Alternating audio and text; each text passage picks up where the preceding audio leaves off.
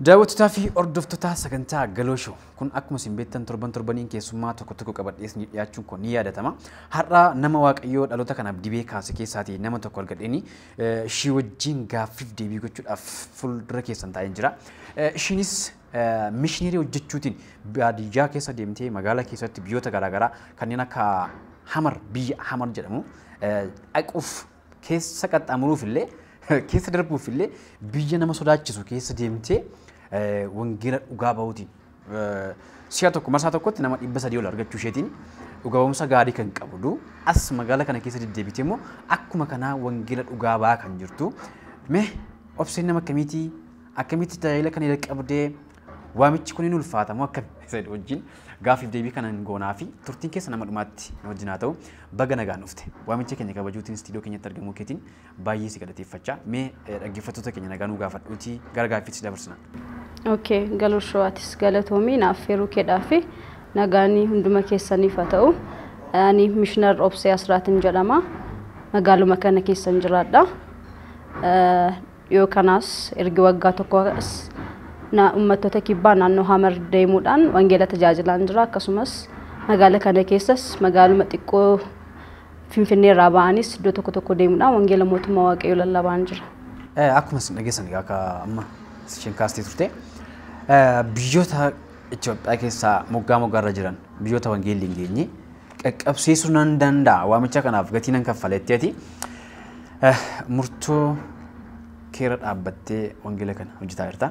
Mee gara gaaffiitti si dabarsuuf jechaan jira gaanii dhalootumaan amantii kana keessatti dhalatteeti gaafan kana jedhu maatii kiristaanaa keessatti dhalatte moo wangeelli kun dhugaa sii ba'ameetti gara wangeela kanaatti yookaan gara amantii kanaatti dhufte moo mee akkamiin waa'ee dhaloota keerraa kaasnee haasofna mee akkam ture? Ani maatii kiristaanaa keessatti ni dhaladhe waldaama keessa faarfachaan ture ijoollummaa kootii kaasee faarsaatiin tajaajilaan ture.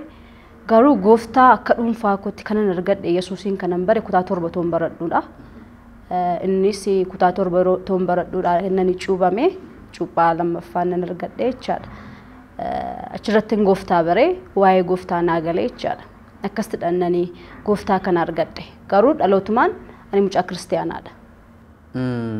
Asitti yaadni kun kuffisuu akka nama goone kan gooftaa bare gaafattu akka dhuunfaatti kan barte isa ibsuu barbaaddeeti moo? Eeyyee akka dhuunfaatti kanan bare Yesuusiin waaqummaasaa eenyummaasaa gooftummaasaa kanan bare kutaa 7 toon baradhuudha. Malee dhalootaan maatii kiristaanaa keessatti dhaladhee guddadhe. Waaw. Mee akkamii nan bare gaafattu waa'ee baruu saniif godhime sabaaf? Baruu kan jedhamu namni kamiyyuu waldaan deddeebi'a ispeeshaalii naannoo keenyatti amantiin pirootestaantii beekamaadha. Maatii marraa dhaallaa. Garuu gooftaa kanin bare gooftaan kanatti taasisuu jalqabe abjuutiin haala tokkoon Waaqayyo kanatti taasisuu jalqabe kutaa 7 kaaseetu. Inni yeroo sana natti dhaga'ama bakka. Amma yoonaa keessa koo jira. Yeroo sana wantan yeroo sana argee mul'atan yeroo sana kutaa 7 kaasee mul'atan arguu jalqabe wantan gooftaa wajjin qabu isa durii caalaa akkan baru kan na godhe kutaa 7 kaaseetu ergiin cuubamee booddee jechaadha. Kun anaaf gooftaa yeroo ittiin fudhadhe dhedhee fudhachuu nan danda'a. Sababiin isaa yoo dhalachuun qofti waldaa keessatti guddachuun qofti waa'ee nama tokkoon ibsu. Gooftaa fudhachuun ni jedhamu qobaattidha. Sababiin isaa iyyuu maatiin sitti agarsiisa daandii sana malee maatiin gooftaa si fudhachiisuu hin danda'u. Si dhaalchisuu hin danda'u. Dhaalaan hin ta'u wanti kun. Ofii kee fudhatta gooftaa Yesuusiin amma akkuma nuti gadi baanee gooftaa Yesuusiin fudhadhaa jennee dhugaa baanu namootatti gooftaa Yesuusiin kan dhuunfaa kootti argadhe kutaa 7 toon baradhuudha. Gaaffii kana kan si kaasiif maanni namoonni amantiitti dhalatan yookaan immoo maatii amantii keessatti dhalatanii maatii amanaa ta'an keessatti gaafa dhalatanii amantichaaf gatii isaan qaban baay'ee gadi bu'aadha. Yaada kana duras kaaseen ture namoota kan biroo wajjin jechuudha. Namoonni mishineerummaatti dhufan immoo namoota mishineerummaatti wangeela argatan yookaan immoo dhuga ba'umsaan argatanidha yeroo baay'ee jechuudha. Maaliif jennaan akkatti argatan waan beekaniif akka argasanaanti namoota agarsiisuu barbaadu jechuudha yeroo baay'ee. Sababa kanaan siif kaasee egaa namoonni baay'een faarfatuu ta'uu filatu, raajii ta'uu filatu, gama biraatiin immoo tajaajila kan biraa filatu. Ati akkamittiin mishineerummaa filatte? Tajaajila kana akkamitti filatte? Mee maaltu si kakaase? Nan argaa namoonni tokko yeroo dhugaa bahanii ispeeshaalii baadiyyaa keessatti yeroo dhugaa bahan nan argaa. garuu waaqayyo nattaasaa ture kutaama torba saddeet sagal yeroon baradhu akkan missionarii ta'u waaqayyo nattaasaa ture garuu addumaanii baay'ee keessa koo kan bule amma bara kana akkuma beekamu namni baay'een tajaajila konfartii qabu barbaada tajaajila namatti tolu tajaajila waltajjii irraa barbaada garuu ani maalin barbaada dhaloota dhiibbaa uumuu keessaa tokko ta'uu nan barbaada durii kaasee jechaadha.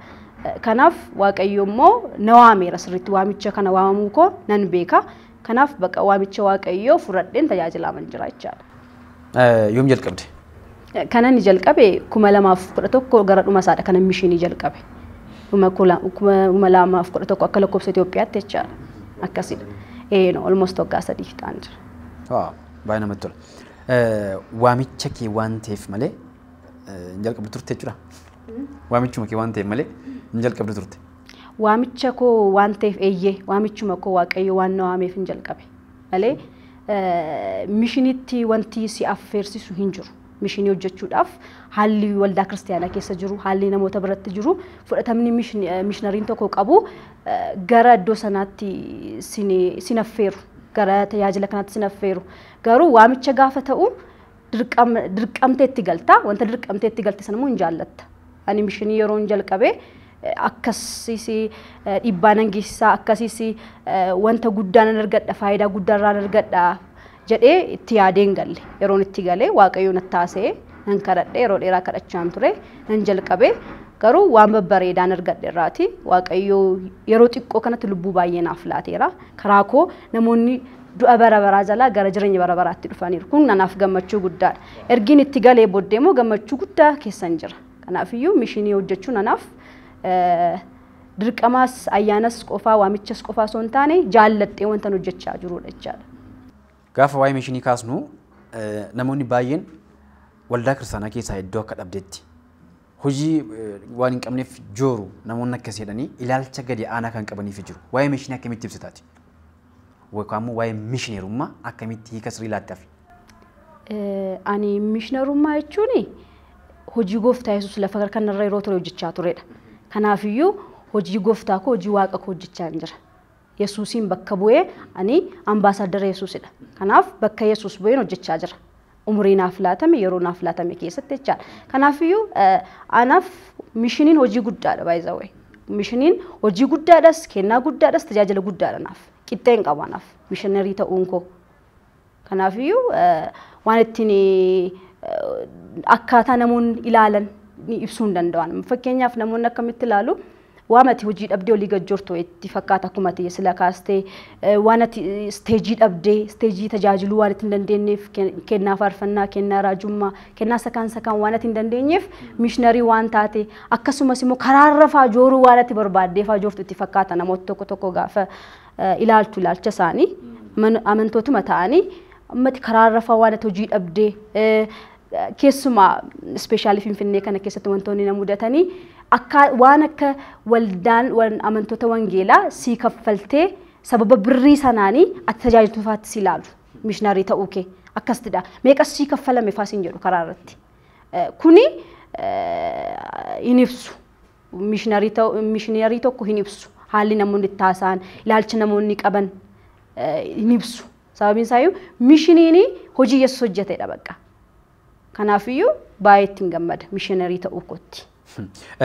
Mega ammati gaafa mishineerummaa hojjettu waldaa alatti yookaan immoo bakkeetti hojjetta hojii kana bakki gaafa sun jedhu waldaa alatti hojjetama hojiin kuni ammati baadiyyaa fi magaalaa keessa deemtee hojii wangeelaa kana ni hojjetta kennaa ayyaanaa kan biraa maaliin tajaajilta waldaa kiristaanaa keessatti? Waldaa kiristaanaa keessatti kadhannaadhaan tajaajila akkasuma wangeela nan lallabaa waldaa kiristaanaa keessatti egaa ammallee baay'ee man faarfadhu duraanii faarfattuun ture.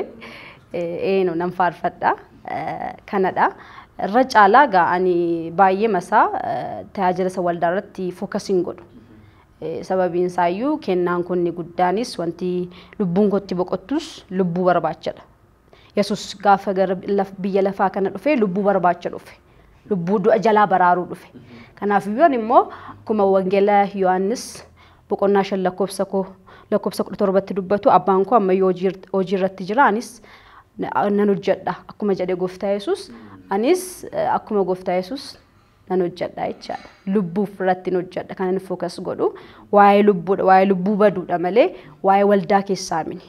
Waa'ee waldaa keessaa namni waldaa keessa hojjetu baay'ee jira. Namni waldaa keessa tajaajilu baay'ee jira. Gooftaa galata faarfataa baay'ee qabna, lallabaa baay'ee qabna, raajii paastarii qeesii baay'ee qabna. Garuu missionarii baay'ee hin qabnu. Missionarii baay'ee hin qabnu. Missionarii irratti hojjechuus nan barbaada. Mishinii qofaa dhaquu osoo hin taane missionarootas dhaloota na booddee ispeeshaalii shamarroota irratti hojjechuu nan barbaada. Waaqayyoos na gargaara jedhee namana. Kana irratti ni hojjechuu barbaada. Baay'ee namatti tola. Mishineerota wajjin wal qabsiisnee gama waldaatti gaafa ol deebinu mee waldaan kiristaanaa kunuunsa akkamiis ni gooti? Ilaalcha akkamiis ni qabdi? Gargaarsa akkamiis ni qabdi warra mishineerotaaf? Dhugaama dubbachuuf egaa waama mul'ataadha.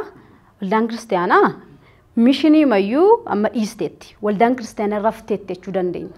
Rafti waldaan kiristaanaa ribaa fuuraa rafaa jirti. Waldaan kiristaanaa kan isheen focus gootu nama kurnoo kaffaluuf irratti focus gooti. Nama dhufee waltajjii ishee bareechuu, nama dhufee waldaa ishee bareechuuf, nama miindaa tajaajila isaanii kaffaluuf focus godhu malee missionarii tokkoof waan tokko godhamaa hin jiru. Waan tokkoyyuu ilaalchi gaarii siin jiru tajaajiltoota warra kaan biratti illee tajaajilaa jedhamnee ilaalamnu nuti. Tajaajiltoota mayyuu fakkaannu namoota biratti. Na waldaan kiristaanaa waan gochaa jirtu hin qabdu. Ofisheeyyuu irriba fuuraa keessa jirti. Kanaafuu waldaan kiristaanaa ambiraa madhiisi fakkeenyaaf iddoo akkasii deemuu fi waaqayyoon illee naa kadhadhaa jetteen waldaa kiristaanaa tokko dhatte baay'ee biizii of godhu. Isa qofaa miti. Fakkeenyaaf mishinii tokko gaafate deemtu ammanii hamararoo dhaqee imala guyyaa 2 guyyaa 3 ta'a. Yoon baay'ee gobazii ta'e guyyaa 2tti nan gala. Garuu dadhabbiin jiraannaan guyyaa 3ttis galuu hin danda'a. Lafa akkasii faadhana nuti. Lafa guyyaa 3 guyyaa 4 kan ta'u, guyyaa 2 kan ta'u. Garuu isa keessatti nyaachuun hin barbaachisa missionarii tokko. Tiranspoortiin hin barbaachisa, bishaan hin barbaachisa, lafti ciisichaa hin barbaachisa. Kana hundumaa ispeeshaalii ana qofaa miti missionaroonni baay'een ofii isaanii of danda'anii ispoonsara adda addaa gaafatanii dhaqaniifa iddootti ispoonsara faa dhabaniifa yeroo tafan jira mishinii. Na waldaanis ta'ee dhaabbanni kan biraanis namoonni iddoo gaggaarii iddoo gurguddaarra jiran amantoota ta'anii mishiniif iddoo hin qaban. Na waamannu gochaa jirtu hin qabdu ofishee yoo rafaa jirti waldaan kiristaanaa. Sila waan tokko kaastee turte ammati waan ta'e kaastee turte ammati waldaan kiristaanaa kan isheen kunuunsitu warra kurnoo kaffalan qofa itti ammati warri mishineroonni kurnoo kaffalanii? Hin kaffalla garuu akkamidha beektaa rakkinni isaa amma waldaan kiristaanaa amanataa dhufee qarshii bareedaa laatuuf amanataa dhufee kurnoo bareedaa laatuuf laatti yookiin tajaajila sakaan tajaajiltoonni baay'ee jiru raajoonni jiru faarfattoonni jiru isaaniif iddoo guddaa qabdi isaaniin support gochuu barbaaddi malee missionarii tokko eessa ooltee ma fakkeenyaaf missionariin tokko abbaa barbaachisan haadha barbaachisan abbaaroon sin jedhu abbaa fuuraa barbaachisan missionariin tokko haadha fuuraa buleessa fuuraa buleetti fuuraa barbaachisan missionariin tokko sababiin isaa iyyuu karaa amma kana deemee dhufee iddoo amma kana tajaajilaa oolee dhufee namni eessa jirtaa maaf waldaaf ta'e namni jedhu hin jiru missionarii tokkoon kun mataan isaa akka qabxii tokkotti qabamuu danda'a sababiin isaa iyyuu missionariif iddoon hin jiru missionariif tokkoof jechaadha na akkasidha wanti jiru. Akkam gochuu qabdi turte waldaan mee kana gochuu qabda missionerootaaf waldaanii gargaarsa akkasii gochuu qabdi kunuunsa akkasii gochuu qabdi kan itti jettu mee maal gochuu qabdi waldaan kiristaanaa? Waldaan kiristaanaa jalqaba irratti missionarii simachuu qabdi ofitti hammachuu qabdi abbaa ta'uufii qabdi haadha ta'uufii qabdi missionarii hammachuu qabdi inni kaani missionarii yooma waldaa amma fakkeenyaaf waldaan dandeettii support gochuu hin qabne jiraachuu dandeessi waldaan hundumtuu dandeettii qabdi humna qabdi jechuu hin dandeenyu humna karaa foonii karaa maallaqaas ta'e karaa biraa jechaadha garuu namoota qabdi waldaan kiristaanaa bu'aan waldaa kiristaanaa namoota baay'ee qabdi kanaafiyyuu missionarii tokko ofitti affeertee qabattee eessa jirtaa ambiraamini waa'ee support gochuu qofaa osoo hin taane eessa ooltee eessa deemtaa maaliif deemtaa eenyu bira dhaqxaa waldaa kam dhaqxee tajaajiltettee gaafachuu qabdi akkuma faarfataa raajii paastarii gaafattu missionaris gaafachuu qabdi dheena manan Kanaafiyyuu kun otoo sirraa'ee mishinariin kamiyyuu namni kamiyyuu gara mishiniitti dhufuu danda'a. Amma fakkeenyaaf namni baay'een mishinii hojjechuu kan inni jibbuu fi namni salaaluun jiru. Namni baay'ee too beela wangeela lallaba. Otoo manni isaa ijoolleen isaanii ani beeka mishinoorota baay'ee otoo beela'anii otoo manni isaanii dheebotu otoo rakkina keessa jiranii wangeela lallabu.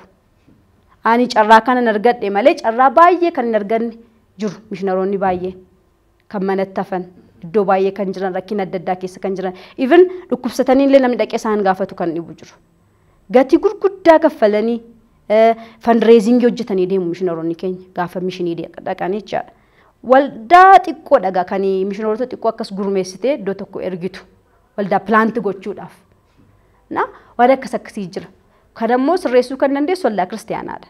Waldaan kiristaanaa jalqaba dammaquu qabdi. Akkuma silansitti kaasee waldaan kiristaanaa dammaquu qabdi. Irribaa fuuraarraa gaafa kaatu waa'ee lubbuu yaaduu qabdi. Sababiin isaayyuu gonfoon keenya inni guddaan kan Waaqayyo biratti gaafatamnu waa'ee lubbuudha. Asitti nama asraata sii fiduuf kadhattee nama sappoort si godhu nama shamizii paastarii tokkoof bitu sappoort nama godhu ofitti qabdee mishinarii tokko nama lubbuu sii fidu. Mishinarii jechuun waldaan kiristaanaa by the way nam tokko fayyeen dhufu taanaan mishinariin tokko fayyisee nam tokko hin fidu taanaan gara gooftaatti hin fidu taanaan waldaan kiristaanaa qullaataati. Kana hubachuu qaba waldaan kiristaanaa. Qullaataati waldaan kiristaanaa.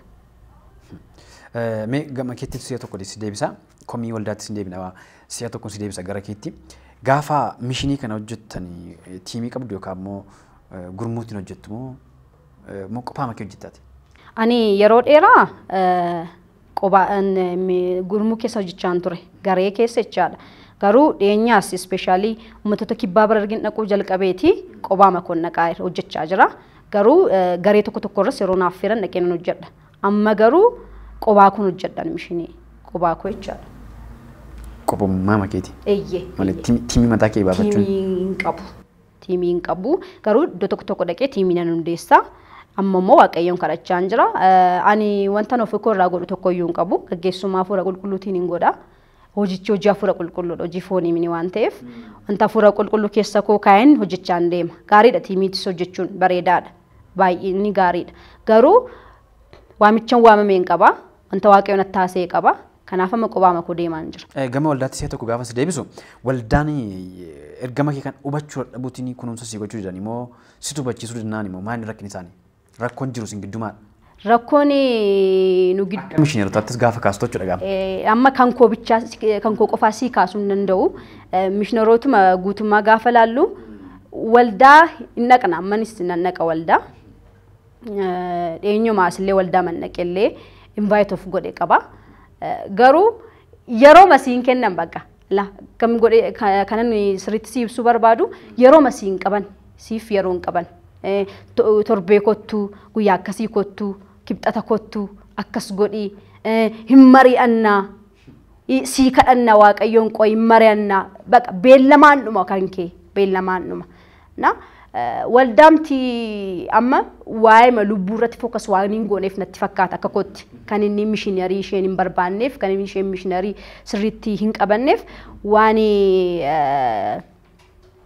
waa'ee lubbuu irratti hojjechaa hin jirtu kanaafidha waldaan. Irra caalaan isaayyuu? Eeyyee.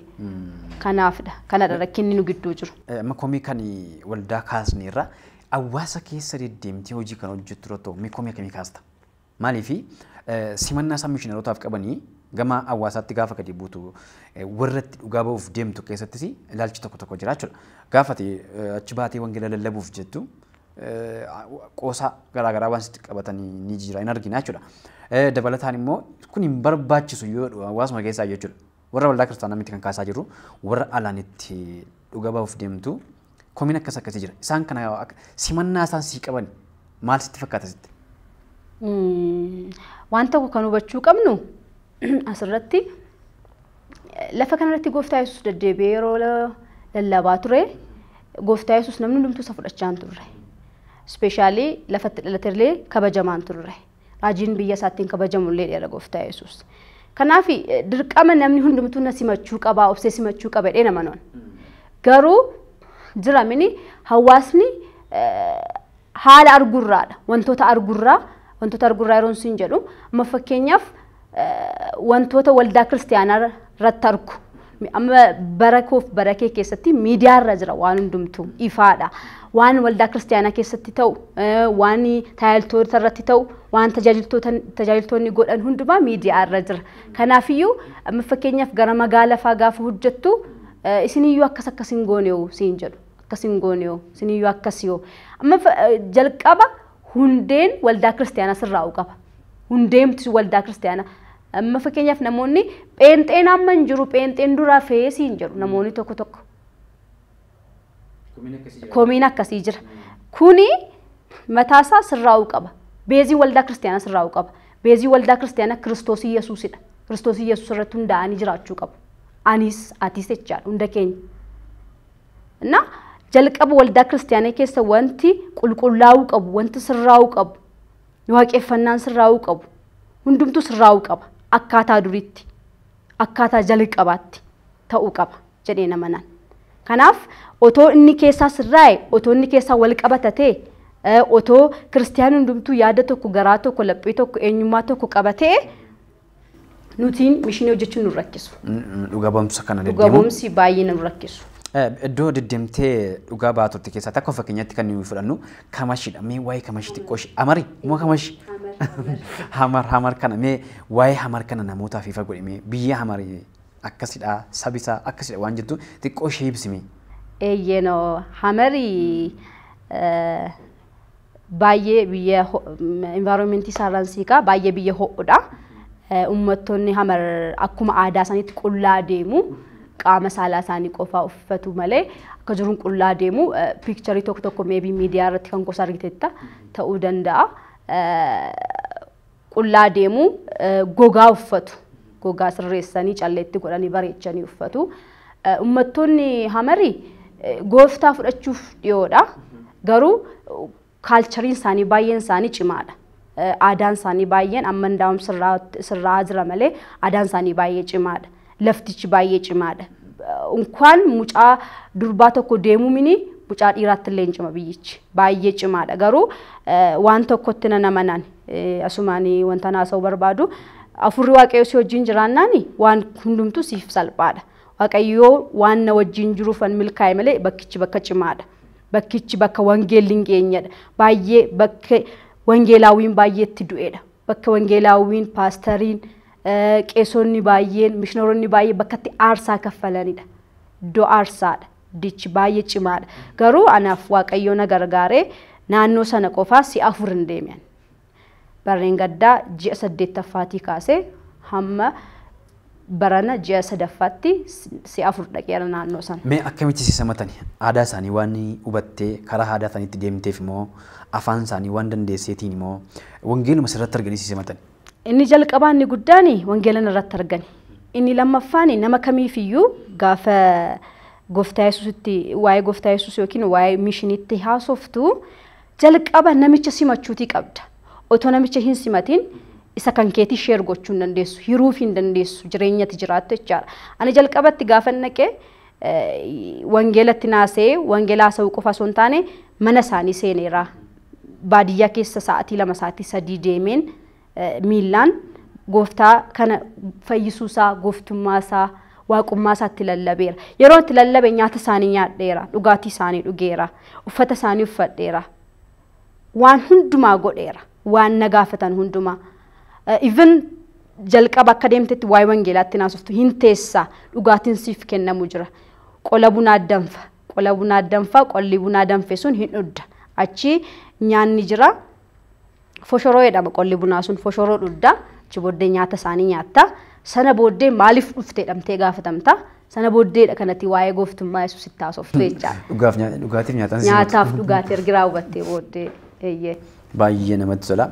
Lubbuu meeqa argatte meemati turtii kana keessatti? Turtii isa jalqaban deemetti lubbuu 125 argadhe. Turtii isa lammaffaan deeme lubbuu 346 argadhe. Isa inni sadaffaan deeme Hamarmini Haannaa Mursii jedhama. Na qarqara Keeniyaadha. Isa yeroo deeme ijoollee 4 taanee deemne inni kaan mishiniin sadan kun garuu qophaa makuun deeme. Isa yeroo sana iddoon isaa baay'ee cima. Boodiif Mursii jedhamu uummattoonni naannaa sana baay'ee iddoo cimaadha. iddoo sanatti nama 24 arganne turtii guyyaa torbeen guunne keessatti baay'ee cimaadha dhibii sana kan hamararra dabalata. Yaada biraa kan isii kaasu rakkatoota hin gargaartas jedhama. Warruma dhugaa baatee gara wangeelaatti yookaan immoo gara fayyinaatti isaan fidde kana qofa gargaartamoo namootuma rakkata wayitti qabdee gargaarta? Ammaa fi gargaarsuma baay'ee haasa'amu mini ammaaf kanan fookas godhee jiru namoota gooftaa Yesuusitti amananiidha. Lammataa namoota gargaarsa barbaadan nan gargaara. Gargaarsa addaas mini nan gargaaru. Namootuma tokko tokko gaafadhee man gargaara. Waan an ofii koo godhu mini. Isani sadaffaa deeme naannoo sana nama 150 ta'uuf uffata siitii fuudhee deemeen uffiseera naannoo sana naannoo Hamareechaadha.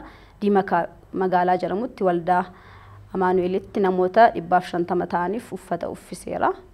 Yeroo sana jechaadha sadaffaan deeme jechaadha.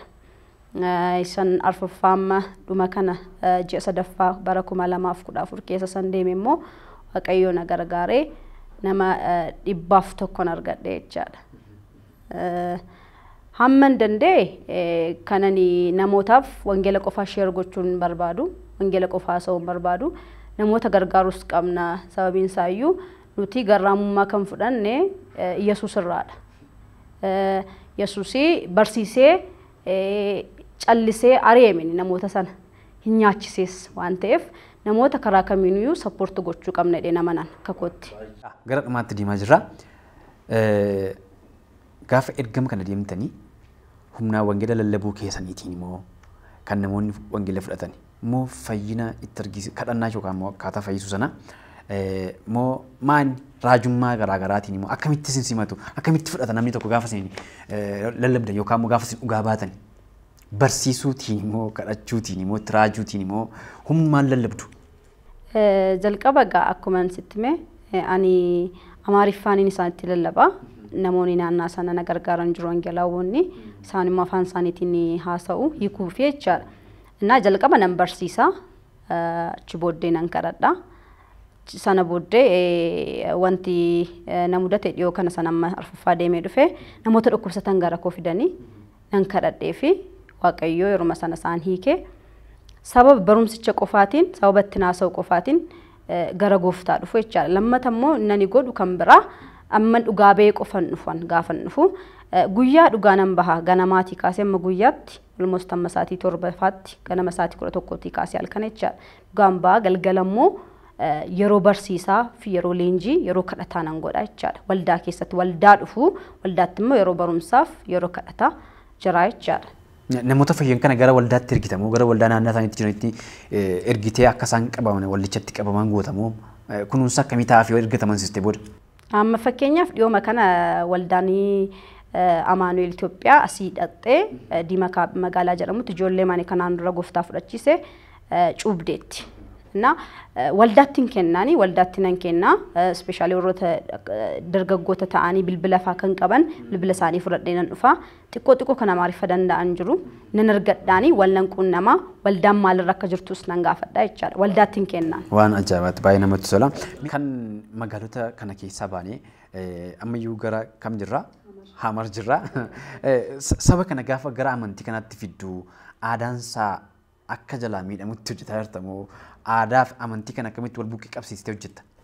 Amma fakkeenyaaf mudannoo na mudateen sitti gabaa keessadha magaaluma Diimaa jedhamu sana gabaa keessatti tooni lallabaa yeroo maal godhana nama naanaan jedhe jaarsa guddaadha nama guddaadha maafi namantan irree rakkinni jiru maa'inaan farsoo akkam godhee dhiiseenii gooftaa keessan fudhadhaa naan jedhe gaaffiin akkasii naa dhiyaate si ol galuu moo farsoo filachuu si wayyaan jedheeni si ol maa'inaan nan ibseef haala si ol nan ibseefi sana booddee gooftaa fudhatee jechaadha.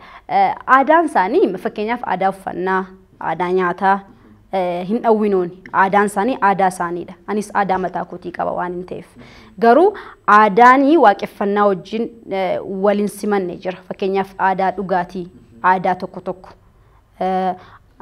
aadaa nama fakkeenyaaf achitti jiramini ijoolleen akkas qaama miidhamaa ta'an ijoolleen uumamumaan akka qaamni miidhamaaf ta'an jiru. Ijoollittiin naannaa sanatti meengii jedhamu. Ijoollittiin naannoo sanatti fudhatama hin qaban hawaasa keessatti. Kana faarratti hojjechuu nan barbaadan. Fudhatama akka qabaata. Qaama warataa meengii jedhamu. I think yoon dogoggoreef sorry. Gara gaaffii kootti si deebisa xiqqoo ishee gaafficha akkasii galuutti si kaasa dheetani.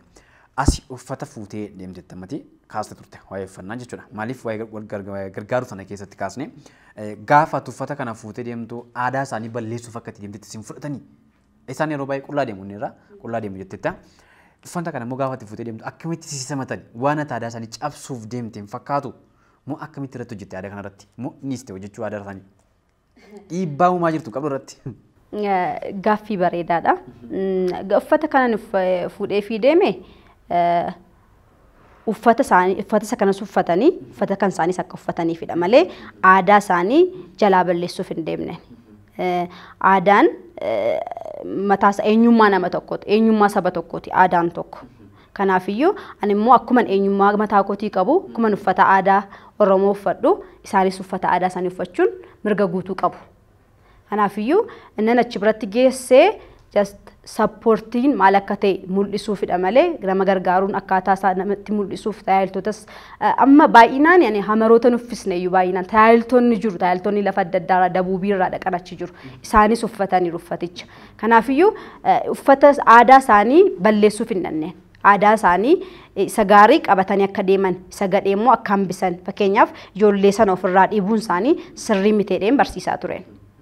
Na kana faaratu hojjechuu nan barbaada ammayyuu finneen achi wanta itti jalqabee hin xumurre mas waaqayyo na gargaara deebi'ee nan deema mishinii tokko booda jechaadha mishinii tokko amma dhiyootti nan qabaddoo biraa sana booda nan deema ani mishiniin hamar irratti qabu amma hin xumurreen kanaadha hojii baay'een naaf wanta baay'ee wanta waaqayyo na taasisees jira wanta akka namaattis karoorse waan hin qabuuf hin xumurreen mishinii achi jiru kanaafiyyuu aadaa isaanii aadaa uffata isaanii aadaa nyaata isaanii balleessuuf hin deemne. Mudannoo hin darbamne. Yookaan kun mudannoo addaati kan jettu. Mudannoon addaa gaalama duraadha I think gaalamas dhiyoodha Finfinnee bukkee kan jirtu. Tiimii tokko wajjin tajaajiluu deemne tiimichi dhaqee bulee magaalichaa ani immoo yeroo sana bakkee buluu hin danda'u maatii biran jiraadha. Sababa kana bariitiin hin ka'ee dhaqee akkuma dhaqneen kadhata jalqabnee lallaba eegallee lallaba dirreerraa ani lallabeen afaan Oromootiin warri kaan afaan Amaaraatiinis lallabuutti ka'anii tu lallabaa irru poolisiin dhufee nu qabee poolisiin nu qabee anaa fi ijoollee almost ijoollee dhiiraa 3-4 ta'an nu fuudhee gara mana amala sirreessaatti nu geesse. Gaafa deemnu dudduuba keenyaanii kan namni handaaqoon suni farkisaa dudduubatti hidhamee wajjin gallee jechaadha. Mudannoon yeroo baay'ee na kolfisiisu nama handaaqoo ta'e wajjin bakka tokkotti hidhamuu deemu keenyadha. Baay'ee namatti tola. Jabaadhu siin jenna. Hojii biraa hojjettee ammas waaqayyo carraa lammaffaa nu kennee gara sagantaa galuutti shifeeramuun keenya oolu kanarraa miidhamsaa yookaan immoo namoota galateeffatti yoo qabaatte asumarraan galateeffadhuuti gara dhumaatti deemna. Jalqaba irratti kennaana keessa jiru hojiin hojjedhu kabajanii galooshoo as biratti naaf feeru keessaniif guddaa galatooma. Inni kan biraan inni galateeffachuu barbaadu waaqayyo isa guddaa ta'e hojii kanarratti amanee namni waan tokko sitti laatuuf si amanuu si barbaada. Waaqayyo garuu lubbuu naa barbaade na amanee hojii kana naa laachuusaaf waaqayyo waaqa koo guddaan galateeffadha. Itti aansuudhaan yeroo hundumaa na cina kan jirtu harmee koo adde Biraanee Camadaa yeroo hundumaa naaf kadhatti ani mishiniin beechuun isheen kadhata galtee jechuudha. Waaqayyoon si eebbisu barri kee eebbifame jechuun barbaada. Akkasumas waldaa koo waldaa sagalee jiraata. Paastaroota jirtan akkasumas wangeelaawwata jirtan galatoomaa waaqayyo isin eebbisu jechuun barbaada.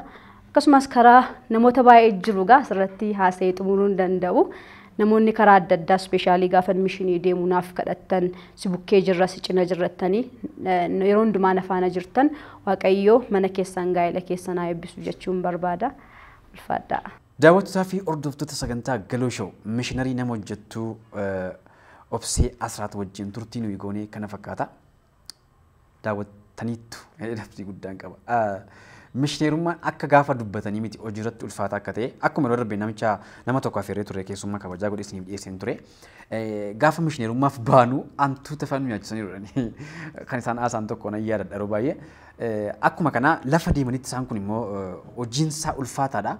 Garuu waamicha ofii waaqayyoo wajjin waamicha namatti kennameef amanamummaa godhatanii kana hojjechuun waan baay'ee guddaadha. Kanarraatii barumsa guddaa argattu dha namana.